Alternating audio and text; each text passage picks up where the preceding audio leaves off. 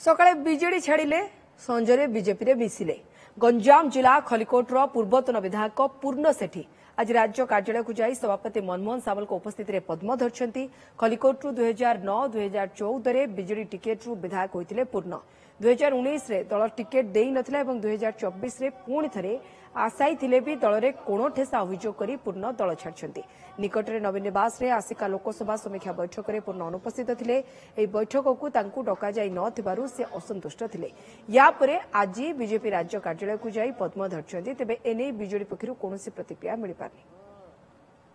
वास्तव में ये डेमोक्रेटिक सेटअप दल एवं सेठे मु बहुत सफोकेटेड इवेन जने व्यक्ति विशेष को देखा करने को आपणकर अपॉइंटमेंट प्रायर अपॉइंटमेंट दरकार मे भी 2 दिन हो पारे 4 दिन हो पारे 6 दिन हो पारे 10 दिन कोठी डेमोक्रेसी आ कोठी ऑटोक्रेसी मु का विरोध में कहू चाहूनी।